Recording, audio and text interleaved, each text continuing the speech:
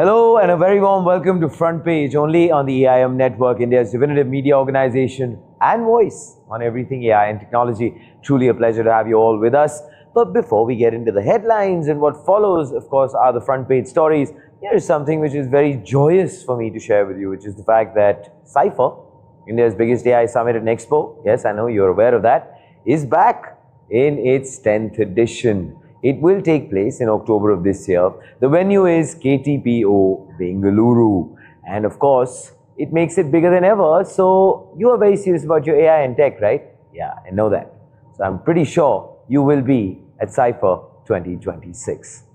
And now, here are the headlines. The India-UK CETA and Social Security Agreement entered into force today, delivering zero duty access on 99% of India's exports, protecting farmers and exempting over 75,000 Indian professionals from double social security contributions for 5 years. PM Modi will flag off India's first hydrogen-powered passenger train on the Jind-Sonipat route on the 17th of July, built entirely by ICF, emitting only water vapor, joining Germany, Japan, China and Sweden in hydrogen rail technology. Spanish tech giant Submer Group announced a $2 billion investment in Madhya Pradesh for establishing a 1 gigawatt AI-ready data center and semiconductor manufacturing plant. India has launched the 15,000 crore AS-HAPS program to build indigenous stratospheric surveillance airships operating at 20 to 25 kilometers altitude for months, filling the gap between drones and satellites while strengthening border monitoring and maritime domain awareness capabilities. Zoho has launched Classes 2.0, an AI-powered learning management system supporting all 22 Indian languages, offering free access to government schools nationwide with a 30-second AI course builder, 24/7 AI tutor, and DPDP-compliant data residency. Emergent co-founder and CEO Mukund will join me exclusively on Front Page today to discuss how he has pivoted from Dunzo's hyper-local struggle to building a $1.5 billion AI vibe coding unicorn and navigating fragile global frontier model dependencies.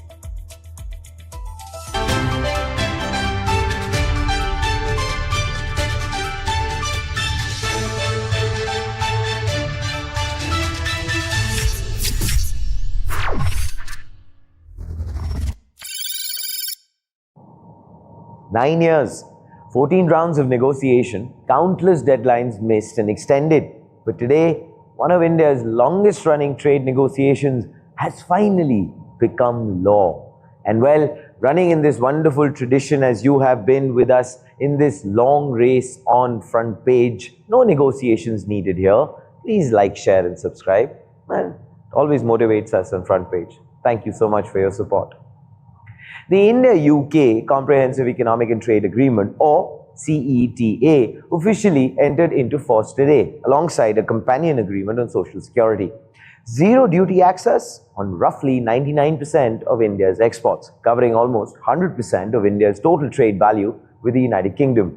PM Modi said this, and I quote, "This is a significant moment in the India-United Kingdom partnership together. These agreements translate our shared ambition into tangible opportunities for our people," end quote. So the point is, who benefits first? Well, the labor-intensive sectors that employ the most people. Agriculture, food processing, textiles and clothing, leather, gems and jewelry, chemicals, pharmaceuticals, engineering goods, electronics, marine products, furniture, and sports goods. Commerce Minister Piyush Goyal framed the scale by stating this, and I quote, "The India-UK FTA creates unprecedented opportunities for our textiles, leather, gems and jewelry, engineering goods, marine products, chemicals, processed foods, MSMEs, farmers and manufacturers," end quote. Now, it is more than a niche deal, and this is why it's actually designed to move employment numbers across entire industries. But here's the detail that matters most to us back home. Indian farmers get zero duty access to all agricultural products and zero duty access to 97.1% of tariff lines for processed food. Now, with one carve out, which is chicken, pork, eggs, rice, and sugar, stay protected. The stated goal is quite explicit: bring Indian exports on par with major global competitors, while ensuring India's food security, farmer livelihoods, and rural economy remain fully protected. The opportunity is, well, quite large. The UK imports over $90 billion in agriculture and processed food globally, and that too every year. Indian farmers just got a straight shot at a very meaningful slice of that wonderful $90 billion pie. Now, of course, the second half of the deal: people, not just products. The Social Security Agreement exempts Indian workers temporarily in the United Kingdom and their employers from contributing to national insurance for 5 years. Now, over 75,000 professionals and more than 900 companies are expected to benefit from this directly. The sectors which will be encompassed in this entire situation is IT, ITES, financial services, healthcare, education, engineering, telecommunications, and consultancy. There is also a specific carve-out most people might actually gloss over: dedicated mobility for 1,800 Indian chefs, yoga instructors, and classical musicians every year. Now, services commitments span all major sectors across 137 sub-sectors. Goel's own words on the human side of the deal: the agreement exempts professionals, and here is it where I quote, from double social security contributions for up to 5 years, enhancing the global competitiveness of our workforce, end quote. And both the governments, by the way, are pitching this as more than just economics. Modi then goes on to say this, and I quote, this moment reflects the trust between our democracies and our resolve to build a forward-looking partnership driven by trade, technology, investment, and innovation, end quote. Goel, of course, went on to thank UK counterpart Peter Kyle directly, crediting both negotiating teams for bringing this transformational agreement to fruition. The pitch from both the sides: this is only the beginning and not the finish line. It is the foundation for deeper cooperation in technology, professional services, and innovation. Now, for the bird's eye view. India has signed 20 agreements with Indonesia. India has locked in uranium and critical minerals with Australia. And now, one of India's longest pending trade deals with the United Kingdom is finally live. So basically, every major economy India is finding as a touch point is being wired into a deeper trade and technology relationship. CETA is the biggest one yet to actually cross the finish line. Or did I say that we're just starting and that is not the finish line? Or probably Peter Kyle said that. But anyway, let that not confuse you. It's a good start. And here, of course, is now the front page take. Now, this is 9 years of negotiation becoming policy overnight. Zero duty on 99% of exports, protected farmers, mobile professionals. But the question I have for all of you is this: will Indian MSMEs and farmers actually capture this United Kingdom market access at scale? Or will the real gains take years to show up the way, well, they are being promised as of today? Please do let us know what are your thoughts in the comments below. This, ladies and gentlemen, front page by the IM Network. Like, share, subscribe, and always remember, think AI, think AIM. Germany has one, Sweden, Japan, and China all have one. And on the 17th of July, India joins that very short list. But before we give you the details, I would request you to please join the very long list of our subscribers on front page and only go on to expand it. Truly helps us when you do so. Thank you so much for your support. Now, India is set to launch its first hydrogen-powered passenger train on the Jind-Sonipat route in Haryana. PM Modi is expected to flag it off personally, a fully working revenue train entering daily commercial service. So the point is, what exactly is running on these tracks?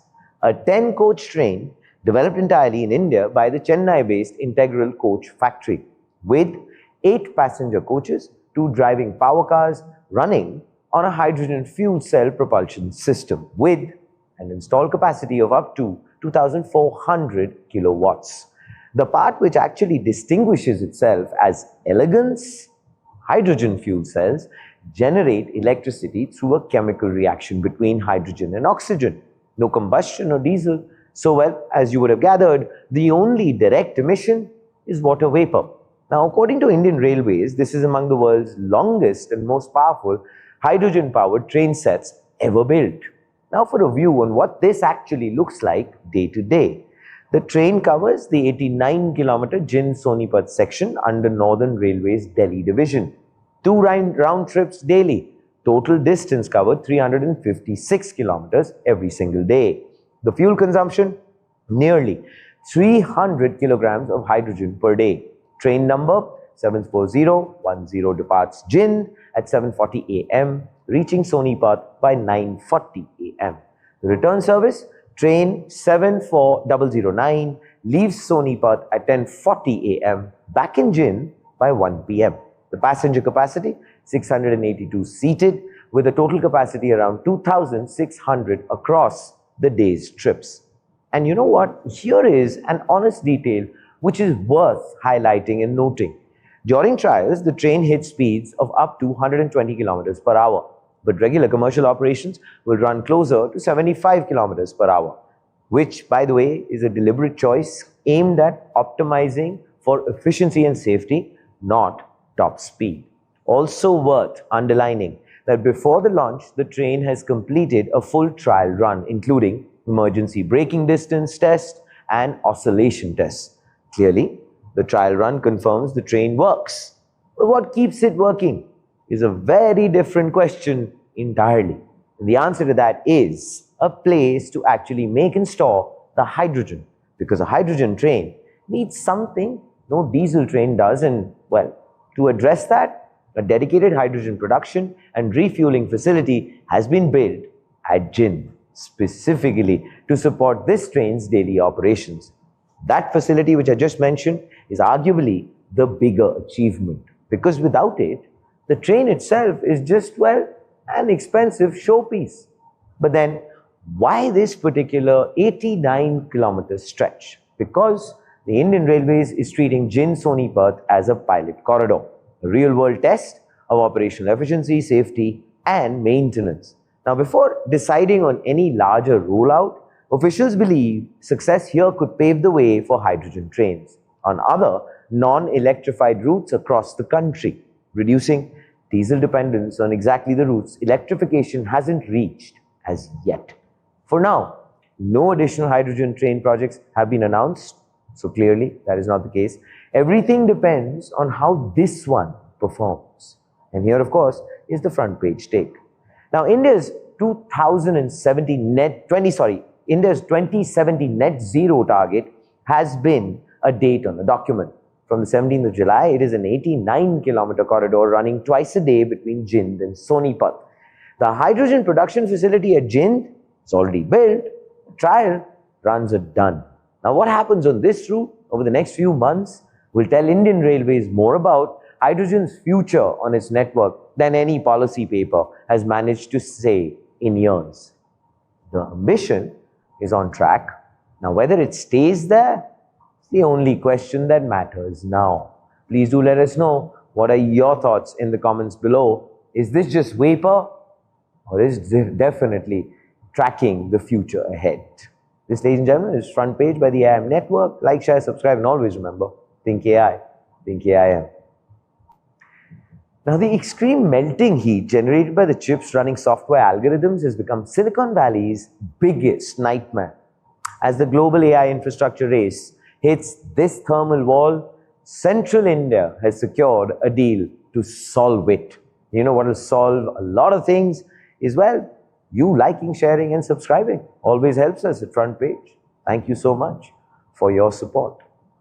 Now, at the MP Tech Growth Conclave 3.0 in Bhopal, Barcelona-based tech giant Submer Group announced an investment of $2 billion, roughly 19,000 crore rupees, directly into Madhya Pradesh. This represents one of the largest foreign direct investments in technology for Central India. Submer is setting up a highly advanced manufacturing hub and a massive 1 gigawatt AI-ready data center to anchor India's semiconductor supply chain. Now, the Madhya Pradesh government processed Submer's land request in just 6 days. Yeah, one email, 15 acres in Acharpura near Bhopal, handed over with paperwork complete. Nearly 5,000 engineering jobs are expected, mechanical, electrical and plumbing roles. Submer India CEO Patrick Smets made a point that the speed of that clearance underlines India has no legacy data center infrastructure to work around. In Europe and the United States, every new deployment fights the last one. Here, the slate is clean. But this deal is just probably the anchor piece of a larger regional technology blueprint. The MP Tech Growth Conclave has become a magnet for global tech capital, with corporations expected to pledge over 40,000 crore rupees in total investments. The state executed a highly critical memorandum of understanding between Google Play India leadership and the MP State Electronics Development Corporation. To absorb this incoming wave of tech firms, Chief Minister Mohan Yadav announced an immediate infrastructure expansion. Now, as of now, it includes three aspects. A giant 400,000 square foot IT park in Bhopal dedicated to providing international companies with plug-and-play corporate setups is in sight. Then, a targeted 5-acre industrial facility inside the Satghari Smart Industry Park is also, by the way, on its way. Then there is the creation of a specialized semiconductor center of excellence to train local workforce in high-end thermal dynamics and next-gen processor technologies, which has also been processed. And I think that is the most promising one out of the three. And of course, the ultimate technological advantage driving this momentum is Submer's proprietary liquid immersion cooling paradigm. High-density AI workloads and computing clusters run so immensely hot that air cooling is completely insufficient and probably inefficient. Submer solves this by taking computer servers and submerging them directly into a specialized non-conductive fluid. The liquid absorbs heat exponentially faster than air, and all of this happens without drawing any water. And here, of course, is the front page take. Now, by building this plant, Submer is transforming Madhya Pradesh into its central manufacturing export hub for the entire Asian region, shipping out energy-efficient, water-saving cooling systems to power the global AI boom. Madhya Pradesh is fundamentally altering the geography of Indian deep tech. Now, the question here that I would like to please ask all of you is this: can Madhya Pradesh successfully train 5,000 specialized MEP engineers quickly enough to sustain Submer's massive 1 gigawatt infrastructure timeline, or will talent acquisition bottlenecks slow down construction? Please do let us know. What are your thoughts in the comments below? This is, ladies and gentlemen, Front Page by the IM Network. Like, share, subscribe, and always remember, think AI, think AIM. Now, there's a gap in the sky nobody really talks about. Too high for drones, too low for satellites. Today, India decided to fill it with its own technology. And well, this won't take too much technology from your end. Like, share, subscribe. Truly motivates us. Thank you so much for your support.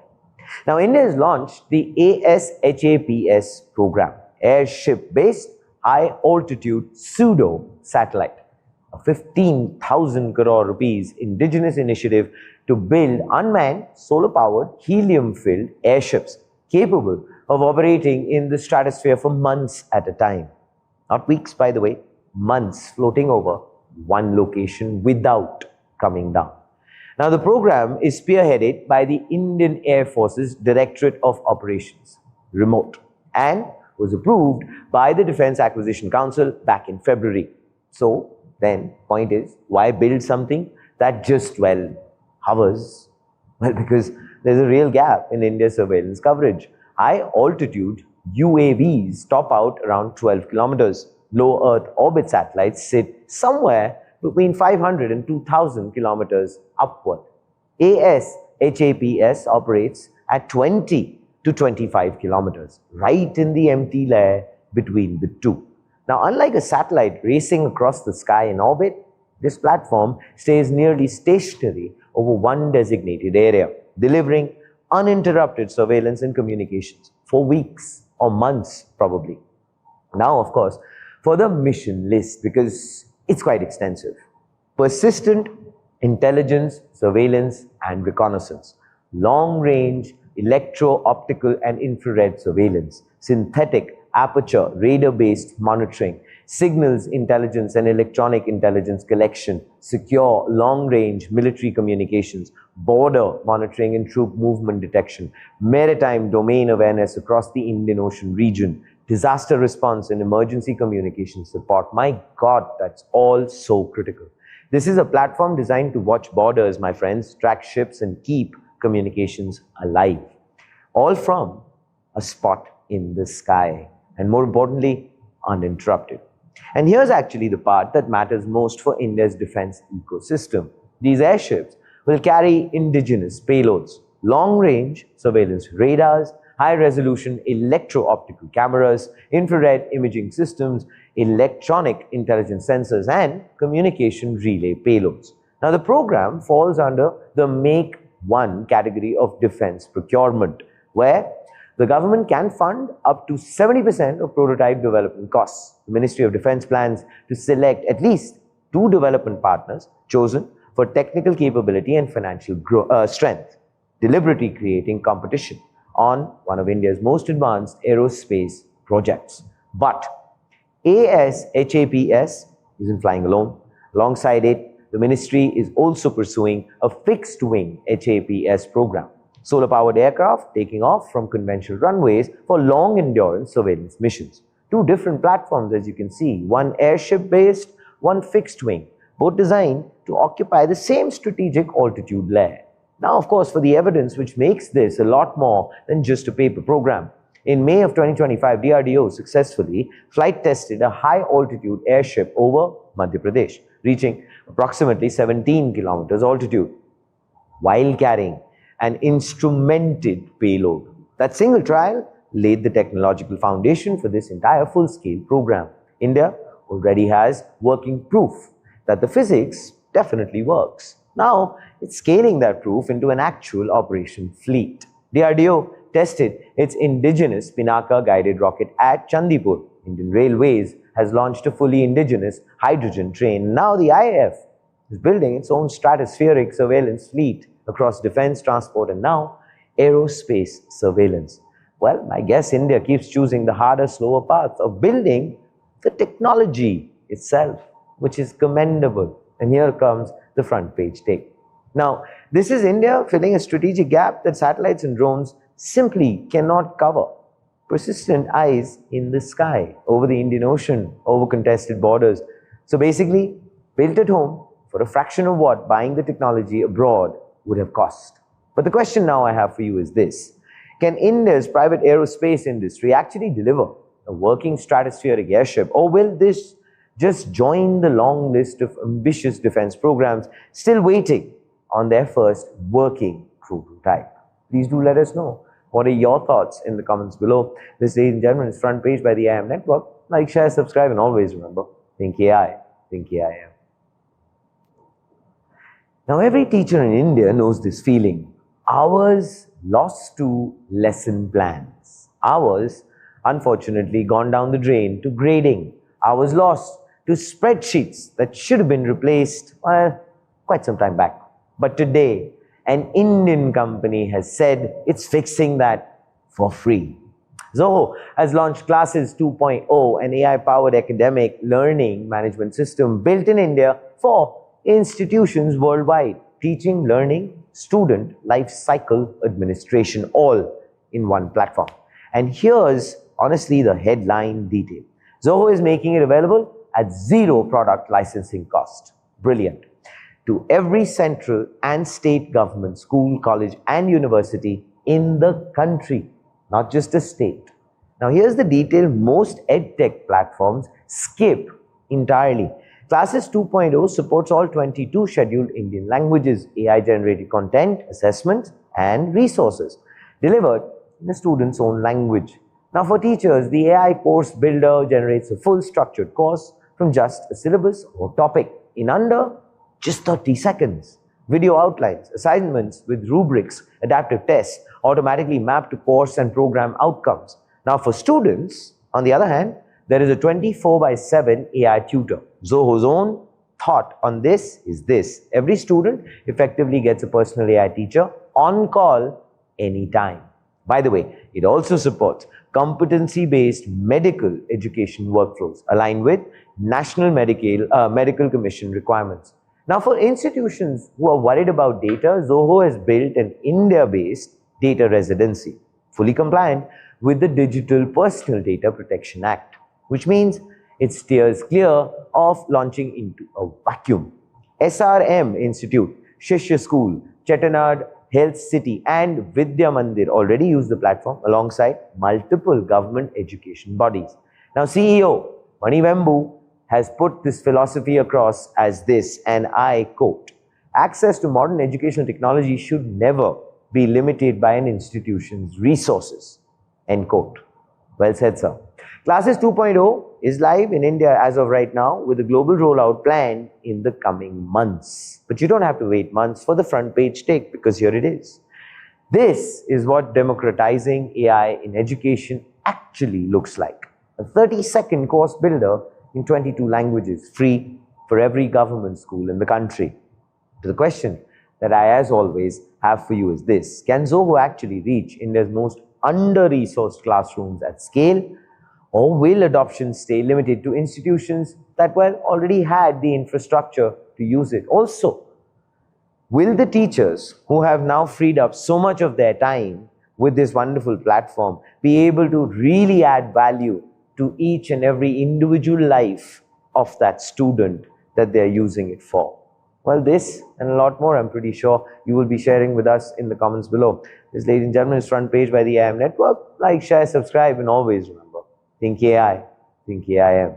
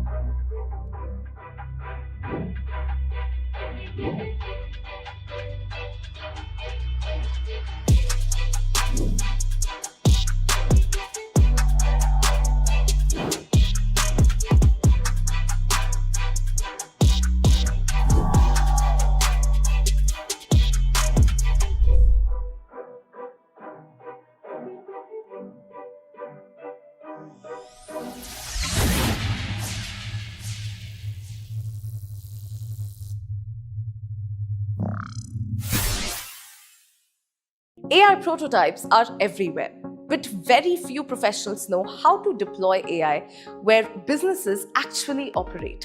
Introducing the Certified Forward Deployed AI Specialist by Adasi, a certification designed for the new generation of AI professionals who can bridge technology, deployment, operations, and business execution in real-world enterprise environments. Because modern AI success is no longer just building models. It's about making AI work inside production systems, customer workflows, and enterprise operations. The future belongs to engineers who can take AI from demo to deployment. This certification is ideal for AI engineers, solutions architects, technical consultants, Gen AI practitioners, developers who want to move beyond experimentation and deploy AI systems that create measurable business impact. The future of AI belongs to professionals who can take intelligence from concept to real-world execution. There are a lot of models available on Amazon. You can use any model. For this particular workshop, I'll go with Llama 3. It's the simplest, easiest, and in terms of cost, no problem. But yes, if you are an organization, you want to go and work, you can use Anthropic's Claude model. You can use any of these models. So this is the 2ML file. And what you need, all of you, is you can see there is a Docker file also created. There is a Pi project created. There is requirement, and this is the environment. So just this is the app where you have a py cache. So this is your cache. Init.py will not have anything, that is for initialization. This is your actual agent script. And then here you have got a readme, which you can use automatically running in Docker, and these things come automatically. You can click on data store. You can click on the tool name. So this is tool 1. It's a data store. You can give the description. Now I'm going with the lowest score in terms of grounding. So we have low confidence that the response is grounded.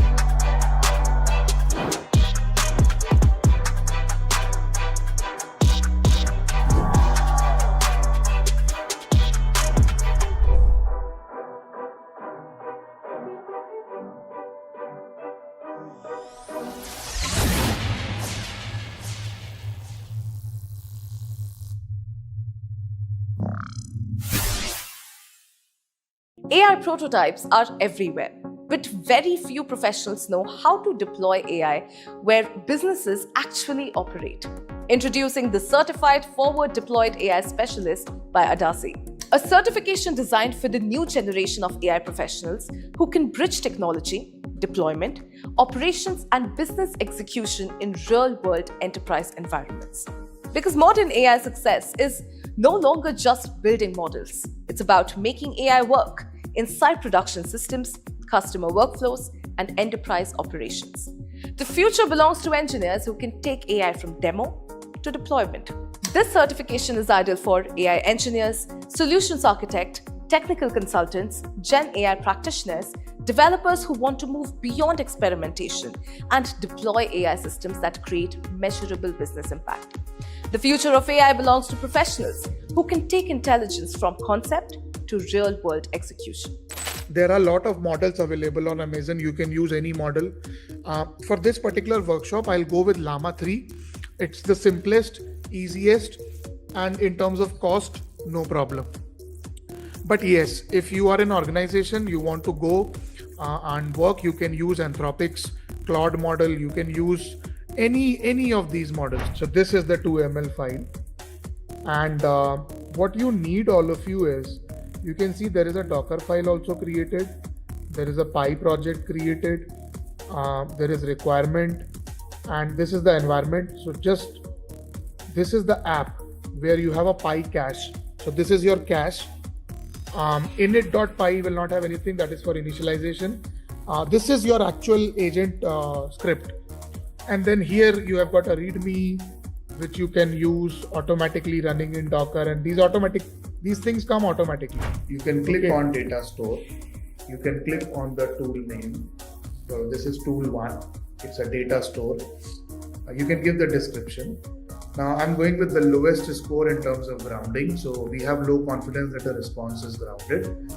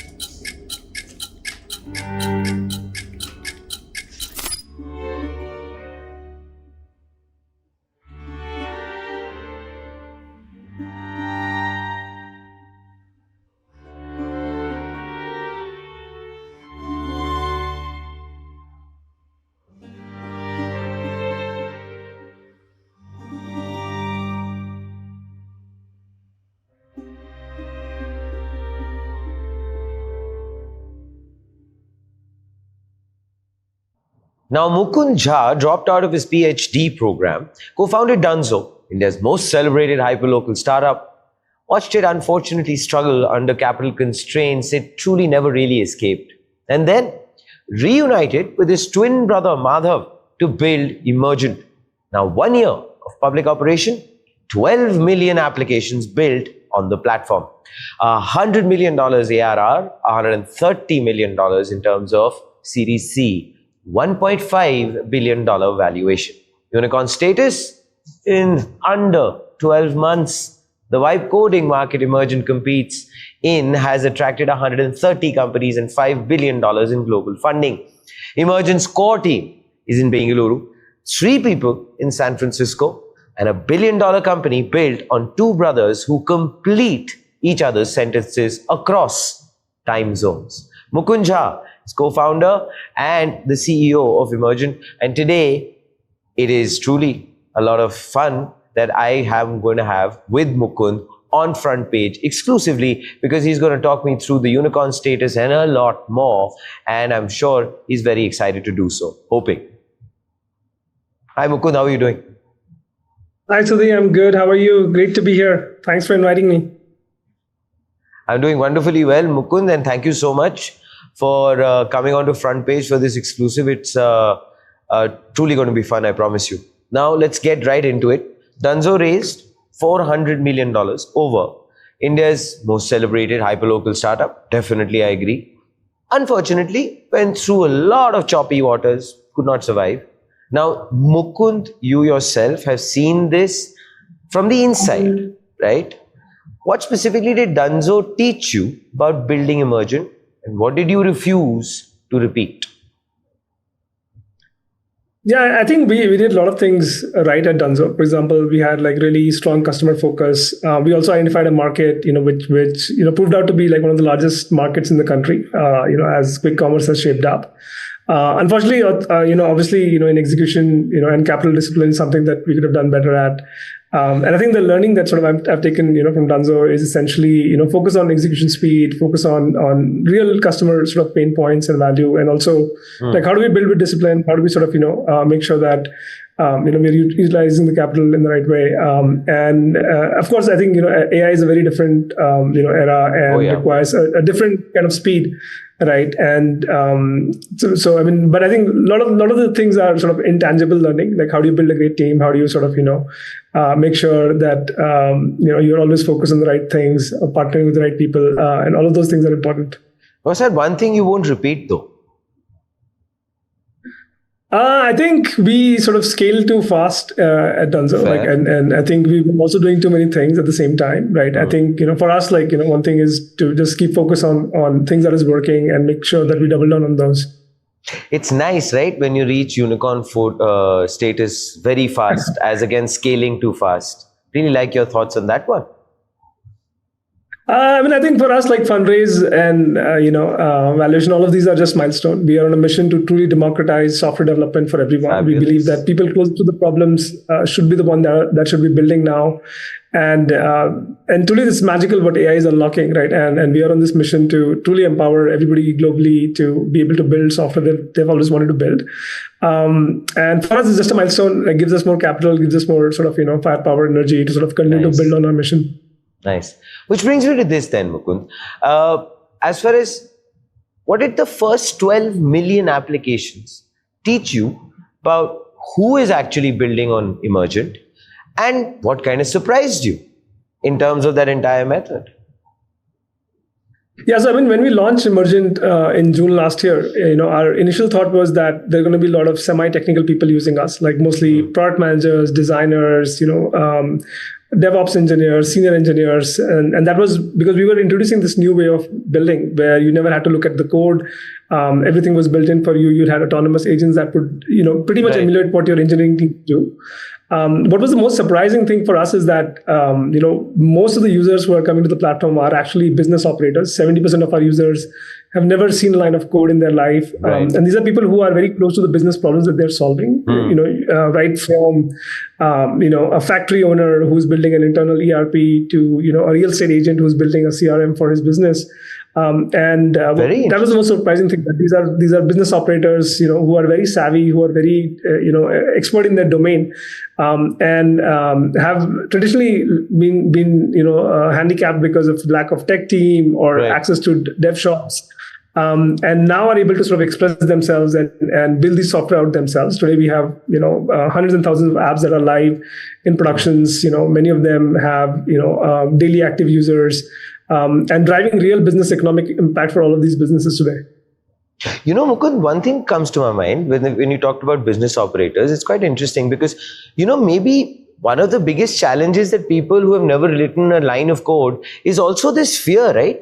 Will I be able to do it? Will I not be able to do it? But I believe then that the platform provides them that wonderful opportunity that at least they are being able to kind of, deal with it and do wonderfully well and build stuff. Was that part of the entire, design starting off? Because I think that could be a huge challenge, right? Yeah, I think learning, is part of the platform. Like we try to educate our users along the way on, what an API is, what a database is, some of the complexities. But our promise is that you do not need to understand any of the technology complexity behind the scene. We will handle it for you, and that's why the way system has been designed is completely end to end. Like we take care of not just building, but hosting, deployment, payments, integrations around mailing services. You can actually build software that can actually send text messages. So all of the complexity has been sort of, built behind the scene by us. And we take care of your security, privacy, all of those things. And the promise is that, you would, as long as you know what you're building, as long as you can sort of describe it in clarity that what kind of software we want, we'll be able to build it for you. And again, like today, it shines in I would say medium complexity apps, and that's where we are trying to build this operating system for small businesses where not only can they build apps, but soon they're able to build agents that can actually automate large parts of their business.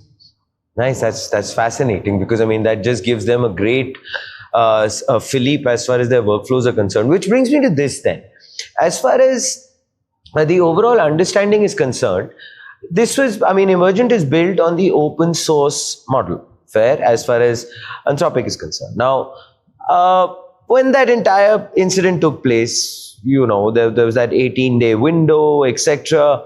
How did that kind of, impact you, Mukund, and Emergent? And honestly, what is the learning? And now China is starting to threaten as far as the entire ban on open source is concerned. What are your thoughts on that?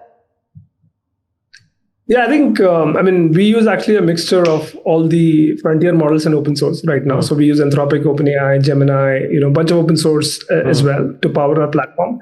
And what is increasingly becoming clear is that you do not need frontier models for every single task, right? Like, there are low-level intelligence tasks that you can actually power through open source. For example, let's say you want to replace a logo on your website. Like, that's a very simple task that even an open source can do. Versus, let's say you're trying to do some complex debugging, it'll require frontier level intelligence. So we already internally have a model router that figures out basis the request, which is the best model to use, and we sort of utilize that. That's one of the strengths of the platform, and that allows us to also keep the platform cost effective, affordable for our users. At the same time, I think obviously like the Fable ban and Chinese open source model news, I think all of that had been a surprise for all of us, like across the industry, that could be embargoes on these things. Did it impact the workflows, Mukund? I mean, I'm pretty sure you would have very quickly kind of recovered, but did you kind of feel the heat for, let's say, about a day or two, or maybe whatever? Just walk us through that. I mean, not much for us, because we generally try to release these models in a phased manner, right? So we will expose it to few users and then see the feedback and then sort of scale it up, right? So I think we were still in the scaling up phase, but Fable adoption has been really good on the platform. A lot of people are using it right now, and I think it definitely sort of pushes us to sort of towards our own model ambitions that we have, right? How do we sort of Nice. And again, because we have very strong data flywheel, we have strong, amount of data that we're collecting. We will be able to sort of, build fine-tuned models and are on top of, open source model to sort of really build that. That's anyways in our roadmap, down the road that we're working towards. But at the same time, I think we're working with our partners, Anthropic, OpenAI, everybody, to make sure that everybody has access to this model. I think that's something that globally, all of us will have to sort of work towards to make sure that the access to frontier is always available to everybody. Oh, it's a wonderful thought. Will the funding obviously help and accelerate that entire ambition? Yeah, I mean, large part of the funding is going to be used to accelerate our product journey, right? Nice. And of course, our GTM scale up as well, right? But and these are some of the things that we are already working on. So good. Expect us to release something soon on that. Something that you can share with us exclusively on front page, Mukund, which will make our day, which you haven't done yet. I mean, nothing to share at this moment. Like, Fair, beside the fundraise news. You're going to give me that diplomatic answer. Fair enough.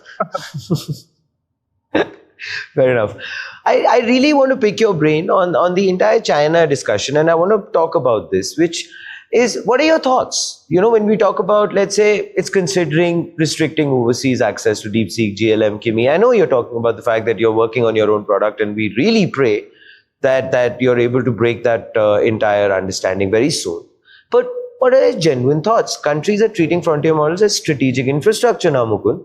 So does a platform company need to think about model sovereignty the same way nations are thinking about AI sovereignty? I mean, I think it's too early to sort of, project these things out. I do think that, just that's the nature of the economy, right? Like, I think if, one provider blocks you, there'll be other economic, opportunities that opens up for other research labs to sort of really take the space. And again, we work very closely with a lot of research labs across the globe to sort of, make sure that, the frontier intelligence is available to people. And again, I think the economic, pull in the market is so big that, we feel that like some of these things we'll be able to work with our partners to sort of really make work. Fair enough. Okay, then I want to talk to you about this aspect. As far as the overall understanding goes, Lovable, Emergent's closest competitor, has crossed $100 million ARR in the same window. 130 companies globally have raised $5 billion in this space, Mukund. Now, when your closest competitor validates the category at exactly the same moment, what does it do as far as Emergent's over think tank is concerned? Does that excite you? Or does that kind of give you some sense of worry? See, I think we are all playing in an extremely large market, which is just beginning to emerge, right? Like, if you look at globally across, all of the vibe coding apps for non-developers, combined revenue would be closer to about 2 billion, right, in terms of run rate, right? And so I think that sort of is a testament of how fast the market is growing. At the same time, I think the market is growing faster than all of us can serve right now, even though all of us are growing really fast. And I think we all have like different sort of places in users' mind right now. For example, some of the platforms are really good at prototyping, designing, and some of the platforms like us is really good at producing high quality applications, which is mission critical, business critical. And that's why like a lot of our revenue growth is actually coming from not just, prototyping kind of use cases, but from serious builders who actually want to build software that they want to monetize or they want to use, internally to accelerate their workflows. And sort of, we feel that we are in extremely early innings of this game, right? And we see that market is going to expand dramatically, and there will be, enough sort of niche for everybody to sort of occupy. Fair point, which means that at the end of the day, you're looking at not so much as a competition, but kind of going ahead and finding your own lane and expanding on it, and the market allows that as the overall ecosystem. Fair enough then. Okay. As far as most of Emergent's core team is in Bengaluru, now there are 3 people in San Francisco. Here is what I want to understand from you. India's startup ecosystem is the world's 3rd largest at 2.3 lakh registered companies. Emergent is the product company version of India's AI story, which is brilliant, and kudos to that. Now, what does India need to produce more companies like this? And honestly, Mukund, honest take, what is still missing? Yeah, I think, excitement around AI in India is really, really large right now. And I'm expecting a lot more success to.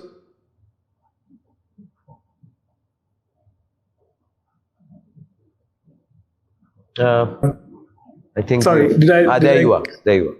Yeah. Okay, sorry. Yeah. I was just saying that, I think there's a lot of excitement in India right now, right, around AI. And I talked to a lot of startups, and there are some really, really amazing startups that are coming out. And I think, for us, it's really important that we stay very ambitious and build for the global audience, and that's been sort of our sort of motto from day zero at Emergent. And I think what is missing right now essentially is, I would say, like the ecosystem is still sort of nascent in India, right? In terms of, the builders that understand AI deeply. Obviously, like we miss the frontier sort of labs here, proximity to them, right? And that allows us to sort of really learn the field really quickly across the globe. But I would just say that, we just need to have like a lot more ambition in founders, and because building like a global company versus local company is equally hard, right? So I tell all of the founders that it's equally hard to build a global company as an Indian company, and so might as well be more ambitious and try to build something global. Fair point, but I'd like to follow up with this. There has been a certain amount of drying up of funds as far as the startup ecosystem is concerned. Now, the converse argument, Mukund, has been the fact that the ecosystem has matured and the funding is now coming through to ideas and products which investors believe will truly work. And that's why the funds are not as easily accessible, etc., and things like that. Do you agree with that? I mean, I think, there are a lot of opportunities. For example, data labeling is one, application layer is one. If you look at impact of AI and penetration of AI is still, very low. If you look at how many people, I was reading this study recently that less than 5% of people globally have used an agent, across the globe. So I think the amount of penetration that AI needs to have, the kind of impact it's going to have is extremely early right now. And I do think that, what is important is that people are able to build for global audience, people are able to build for vertical use cases that, they have a chance and opportunity to sort of really, really win. Right. And I think, there are a lot of exciting new companies coming out of India, and I'm sure we'll see a lot more success stories coming out. Fabulous. That's encouraging to hear. Mukund, very quickly, you had mentioned a little while back that the ecosystem is ripe enough right now to give great opportunities to everyone, including, let's say, Lovable, Cursor, etc. But with the raise of this funding, with the fact that you are very clear in terms of your new product, and that is where it's going to be utilized, what is that one thing that you'd probably be doing moving forward in terms of the platform, which will, let's say, in a big way, make you the leader of the pack? Because I'm pretty sure that would be at the back of your mind. Yeah, I mean, our bet has always been to, be the best platform for app building, right? And now, also agent building. And so our sort of goal is to, transform the company into becoming this operating system for small and medium businesses, like where they can not only build things, but they can sort of run, automate, and operate and grow their business, right? And that's the mission that we're driving towards. We have a very unique take on this space in terms of, what's going to happen today. Globally, 50% of the economy is run by small businesses. Yep. They account for 70% of all of the employment. And traditionally, like if you look at the previous SaaS era, they have sort of been left behind, right? Like where, and just like India skips one generation, goes from 3G to 4G. Correct. We think small businesses are going to do the same thing, like where they're going to just skip the SaaS cycle and directly jump to AI cycle. That's interesting. Right. And that's the mission that we're driving towards. And we think that, given the generality of the technology, given we're able to operate in so many large niches, parallelly because of, marginal cost of serving these is really low. We will be able to create a truly differentiated experience and outcome for our users. And our bet has always been that, we will be able to build the best product, stay ahead in the technology curve, build the most reliable platform for you to actually build things. And that's what is what we think is going to be the winning sauce. Wonderful. So it's going to be a combination of a couple of things which will distinguish Emergent from, let's say, the rest as far as the pack is concerned. Okay. You've just mentioned time and again that non-technical users are easily able to now build production applications. Now, what happens to the engineering profession, Mukund, when software creation becomes a conversation? And what does a strong engineering team mean when AI writes most of the code? I mean, at least in short term, I feel that we're going to see a rise of requirement for engineering talent, because as software becomes cheaper, I believe that the demand for software is going to exponentially increase. Like every single industry, every single function would want to build custom software that they actually need to operate their business or their function.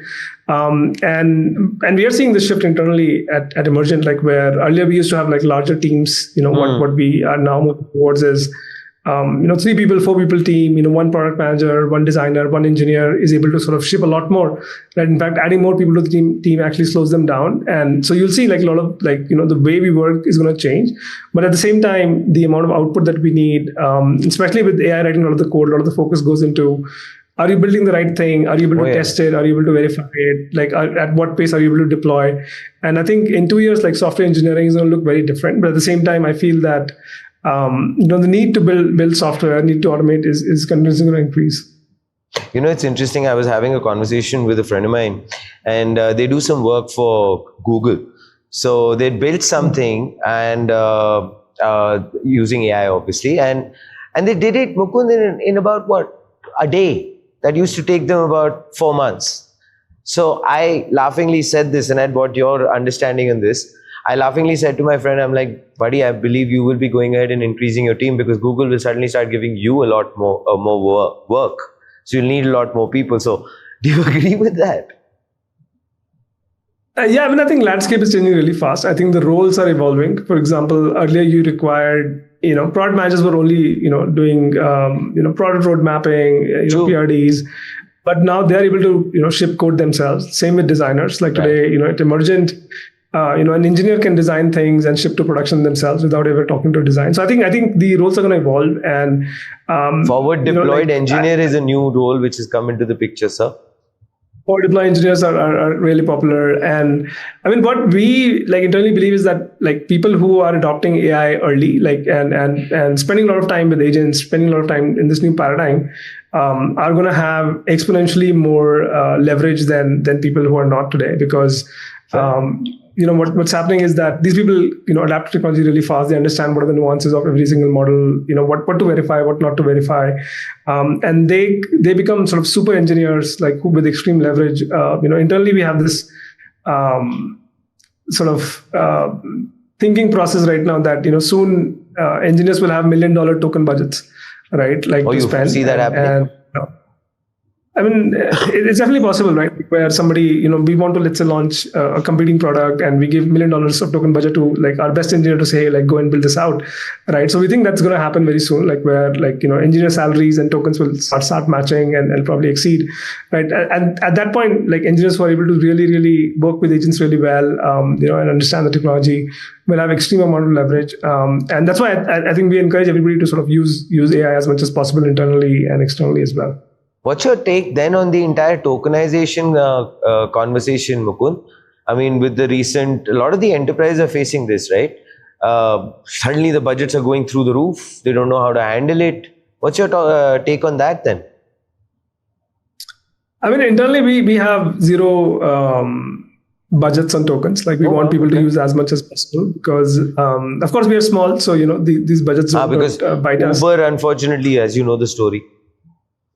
Right. But for us, I think there are two parts to it. One part is learning, right? Because we are building the core AI tech, for people to understand these models, for people to sort of be very familiar with, what's coming is really, really important for us. At the same time, like we just feel that, the leverage that we are able to get right now from LLMs is extremely large. And that's one side of the story. At the second side, like we are also seeing now that open source is getting really good at coding tasks and other things. There's definitely going to be some balancing act where, because a lot of these tokens are definitely getting wasted on front-end tech when smaller models could do it. Correct. So you'll see a balance at the same time, but I do think that it is premature to sort of prevent token investment right now, because it's also the cost of learning. And if your competition is spending a lot more tokens, building faster, then Makes you're sense. gonna get stuck. Fair. As far as the your understanding or vision or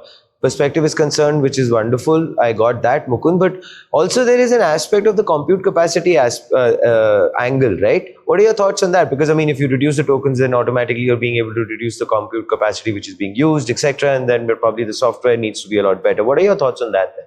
Maybe that could be a way forward. Yeah, I mean, I think we'll find a balance, like globally, right? Like where lesser intelligence task, and we do this internally, on our platform also. Like we have a token model router which figures out which is the best model to use for this particular task, and you'll see, like many companies adopting that where. Lesser intelligence tasks are going to go through, cheaper models, and you continue to use, a mixture of frontier and smaller models to drive productivity. But again, like I think, what I sort of disagree with is, like the complete, ban or limitation on these things, because I think right now the cost of learning itself is pretty Fair high, point. right? And people need to stay ahead of the curve. Fair point. Finally, Mukund, I have to ask you this now, which is the fact that as far as the frontier labs, well, they could build competing product features directly into their own models at any point. Okay. Now, what is a version of Emergent that exists? Let's say, I won't say 5 years. That's, I think, too long. I think we'll probably have it in another year and a half too. What is that version? And what has to be true for it still to remain independent? Yeah, I mean, we would love to, like the way sort of we are driving things internally, we would love to be the default operating system for businesses where, they can come in, build their business, run their business, grow their business, autonomously using agents. Like every business owner, you can take a bakery owner to a motorcycle school teacher, right? They have a core skill with which they have started the business, right? And the essence is that let them continue, doing things that they love, continue doing things that is speciality for them, and can we help them automate everything else across the board, right? That's the vision that we're driving towards, and we think that like as long as we are able to stay ahead in the curve in terms of outcome and technology. Right, we will be able to get to the end state that we want.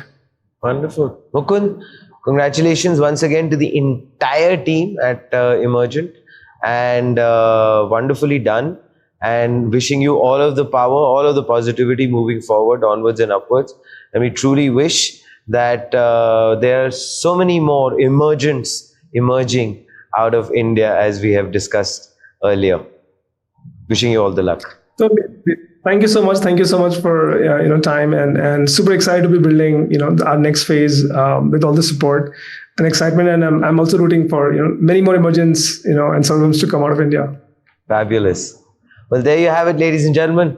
A company which went to a unicorn status in under 12 months. That's an amazing, commendable achievement. Kudos to them and wishing them all of the luck moving forward. Please do let us know what are your thoughts in the comments below. This, ladies and gentlemen, is Front Page by the IIM Network. Like, share, subscribe, and always remember, think AI, think AIM.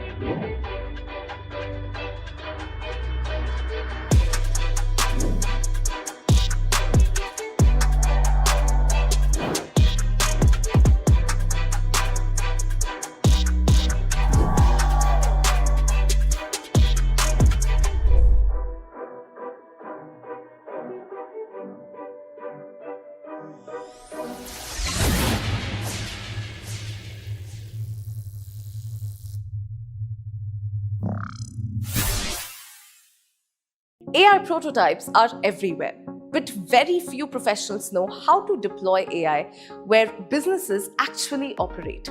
Introducing the Certified Forward Deployed AI Specialist by Adasi, a certification designed for the new generation of AI professionals who can bridge technology, deployment, operations, and business execution in real-world enterprise environments. Because modern AI success is no longer just building models. It's about making AI work inside production systems, customer workflows, and enterprise operations. The future belongs to engineers who can take AI from demo to deployment. This certification is ideal for AI engineers, solutions architects, technical consultants, Gen AI practitioners, developers who want to move beyond experimentation and deploy AI systems that create measurable business impact. The future of AI belongs to professionals who can take intelligence from concept to real-world execution. There are a lot of models available on Amazon. You can use any model. For this particular workshop, I'll go with Llama 3. It's the simplest, easiest, and in terms of cost, no problem. But yes, if you are an organization, you want to go and work, you can use Anthropic's Claude model. You can use any of these models. So this is the 2ML file. And what you need, all of you, is you can see there is a Docker file also created. There is a Py project created. There is requirement, and this is the environment. So this is the app where you have a Py cache. So this is your cache. Init.py will not have anything, that is for initialization. This is your actual agent script. And then here you have got a README, which you can use automatically running in Docker, and these things come automatically. You can click on data store. You can click on the tool name. So this is tool 1. It's a data store. You can give the description. Now I'm going with the lowest score in terms of grounding. So we have low confidence that the response is grounded.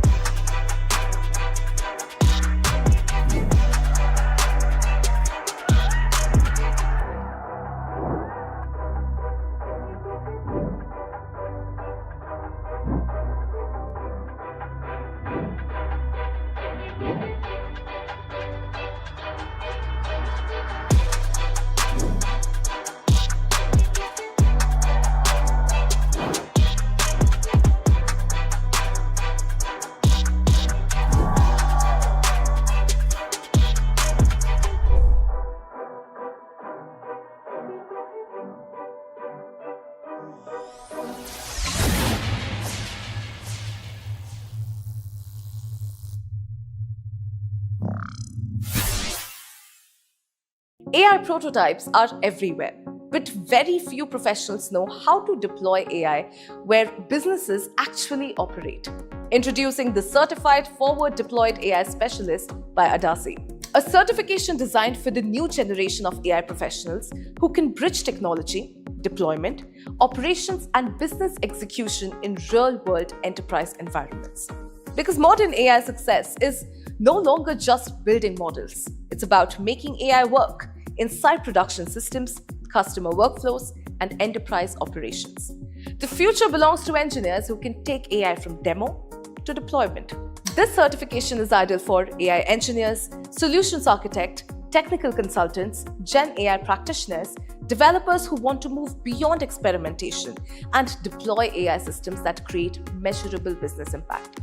The future of AI belongs to professionals who can take intelligence from concept to real-world execution.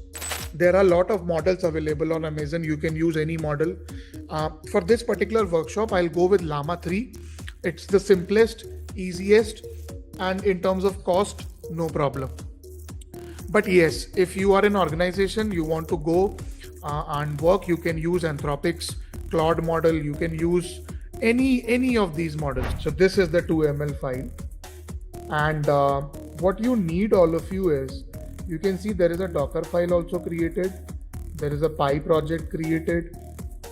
There is requirement, and this is the environment. So this is the app where you have a Py cache. So this is your cache.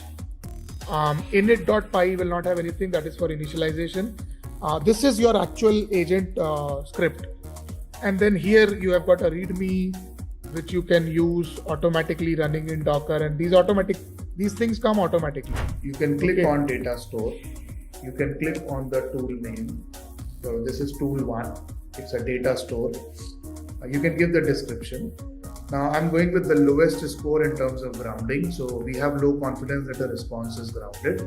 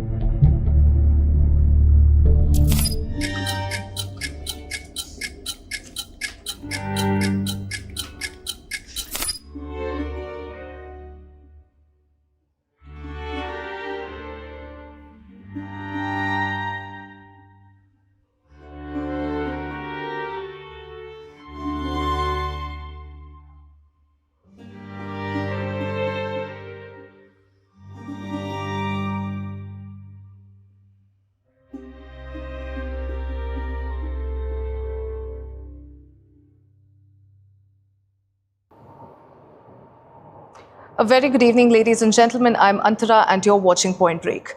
A few weeks ago on this show, we asked who owns your AI future? OpenAI, Anthropic, or you?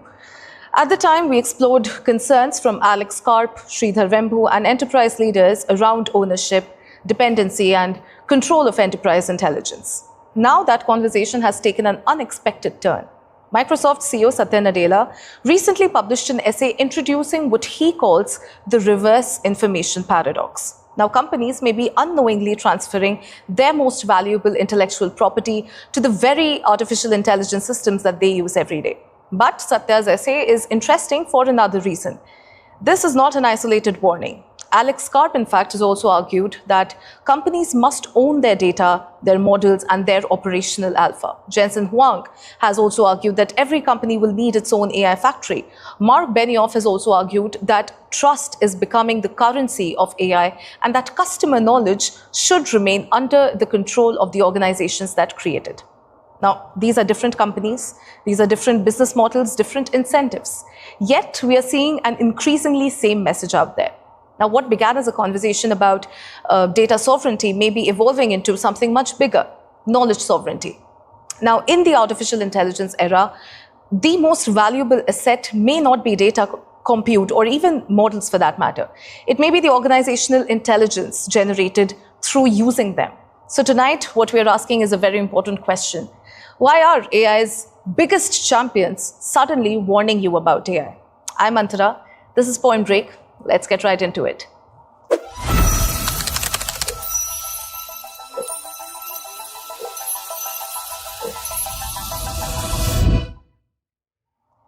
I have three guests with me today, who bring very different lenses to this very question. One from the responsible AI and enterprise advisory side, one from the ground level of building AI that sits inside the hiring decisions of hundreds of companies, and one, of course, building the causal reasoning architecture that enterprises actually use to make and protect their decisions. Heather Daw is the UK Chief Data Scientist and Head of Responsible AI at UST. With over 25 years of experience, she advises FTSE 100 companies on AI strategy. She's co-authored Responsible AI in the Enterprise and is a Davos speaker and member of Responsible AI Group at Cambridge. Heather, welcome to Point Break.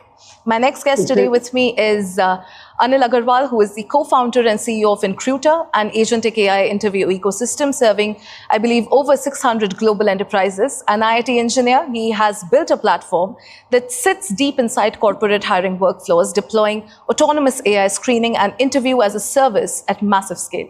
Anil, it's really good to have you here as well. And last but not the least, I have with me Ranjan Kumar, who is the founder and CEO of DecisionX, an enterprise platform focused on causal decision intelligence, and also a 3-time founder and author of the ChatML Handbook. He, in fact, builds boundary-aware AI systems designed to ensure an enterprise's operational alpha and decision history remain its own intellectual property. Ranjan, welcome to Point Break. All right. Today, I want to, start with a central question, and this is for all of you. Satya Nadella, Alex Karp, Jensen Huang, Mark Benioff, these are 4 of the most, I believe, influential voices in AI who are all suddenly talking about, ownership, sovereignty, and trust rather than scale and capability. My question is, why now? What are they seeing that, is making them sound this alarm at this specific moment? And Anil, if you could start. So what I feel that recently a lot of big, either Satya Nadella, I know Jensen Huang, or what they have flagged that the AI may be looking, reading your data, taking your data. So there's a lot of data being used for the further training of the, AI models. So whatever you may be saying is intellectual property, may not be your intellectual property. You may not be owning those data, but these are being used for further training of the AI models. So previously, Microsoft had a collaboration with OpenAI, all the AI models using the Microsoft web of OpenAI. But recently, they released their own AI models, AI, where they want to build their own frontier AI model. So every companies are looking to build their own frontier model so that they can protect their intellectual properties. Because knowingly or unknowingly, AI is being trained using the data. That's the reason a lot of companies now talking about the sovereign AI. All right, Anand. Heather, you want to add on to that? Yeah, I mean, I think it's important to they are saying the same things and very similar things.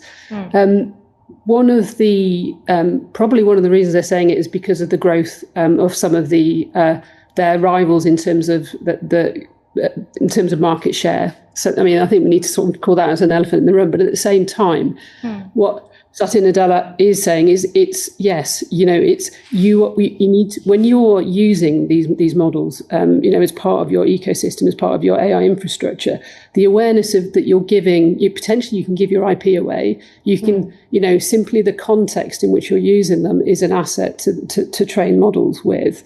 But recognizing that all of that insight should be your own asset, and to consider the way you design your ecosystems, the enterprise AI ecosystem, to ensure that you retain that knowledge and data inside your enterprise. And it is actually entirely possible to do that and still use the frontier models, but being aware of that and in ensuring that you have those controls in place. And I think that awareness is growing across industry now, as we're seeing from Absolutely, Heather. Thank you for that, Heather. Ranjan, you want to add on to that?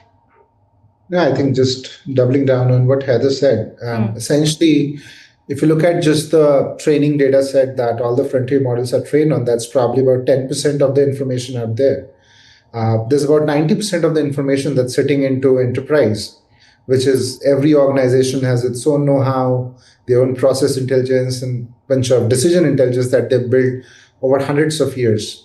Right. So I think how do you retain that is super critical, and hence how you still leverage the best of frontier model while not giving away kind of your own proprietary learning and intelligence that you've gathered. Much more so true with enterprise with deeper expertise like pharma or industries like healthcare who have a very nuanced set of processes. So yeah, totally there. Certainly, Ranjan. I also want to push on whether this is a genuine concern or is it a strategic positioning, because these are people whose companies also benefit from enterprise using AI, right? So let's name what is actually happening here. Now, in the last 12 months, an unusual coalition has emerged. Alex Karp says that own your data models and operational alpha. Jensen Huang says every company needs its own AI factory. Satya Nadella also says, own your learning loop. Now, Mark Benioff has also said that trust is the currency of AI. Now, again, these are 4 leaders. These are 4 different companies, 4 very different business models and incentives, yet increasingly converging around the same ideas. That is ownership, sovereignty, trust, and control.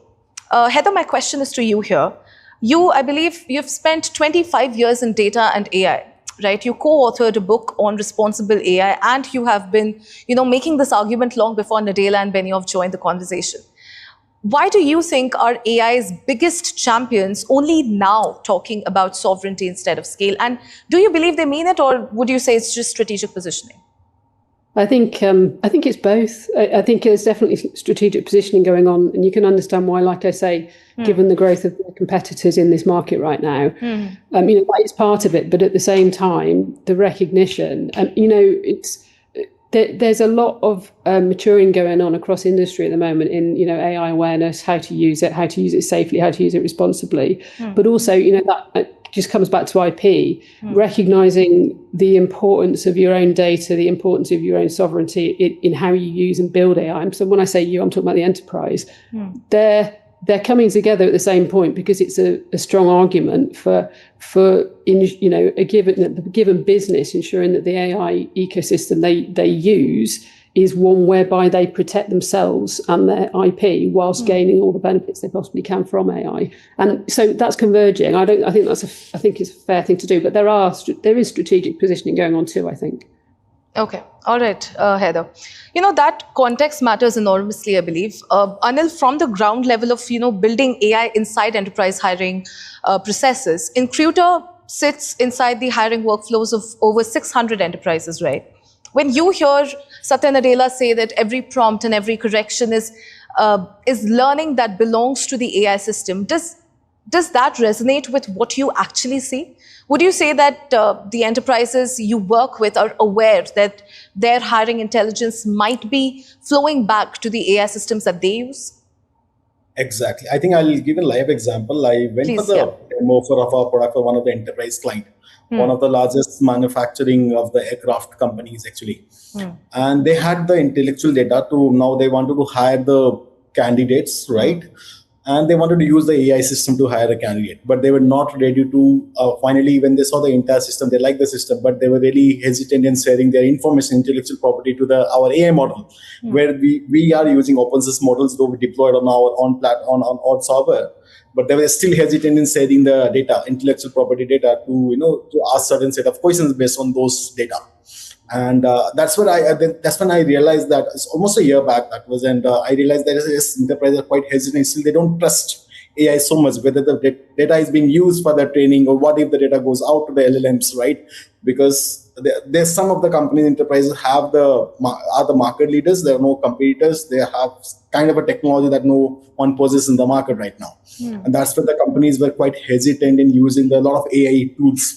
Still I can see those kind of hesitations coming from a lot of large, and a lot of companies ask for the AI policies to be implemented, restrictions, guardrails, what you have put. A lot of almost every enterprise client we deal with, almost 500 to 1,000 AI related questions, guardrails, the kind of a risk assessment they do before using any kind of a AI product. That's going very extensively nowadays, I guess. So you would say that there is a certain awareness gap? Awareness gap is there, yes, but trust is coming to the picture in between, I would say. Both the things are there working together. Right. Thank you, Anil. Let's also get into what the reverse information paradox actually, means in practice. Now, for years, Palantir looked like an outlier. Now, instead of selling software and walking away, it embedded engineers directly inside customer organizations, sitting with them, understanding their workflows, and making the technology work in their specific operational context. So today, everyone appears to be, following that same playbook, right? Microsoft's frontier firm strategy with, I believe, 6,000 plus FDEs, open AI deployment teams, Anthropic implementation specialists, AWS forward deployed engineering, and now even TCS has announced plans to hire approximately 8,900 FDEs. So for 2 years, the assumption was that better models would automatically create business value. Reality has been, I believe, very different. Many enterprises have successful pilots. Far fewer have, actually transformed workflows. Heather, my question again is to you here. UST works directly with FTSE 100 companies implementing artificial intelligence at scale.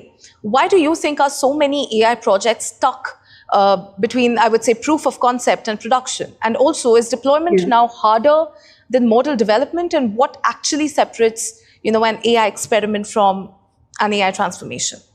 When I hear you say those words, I have a smile on my face because I've been, I and obviously at UST now, we've been implementing solutions, AI, building and implementing solutions with our clients for many years.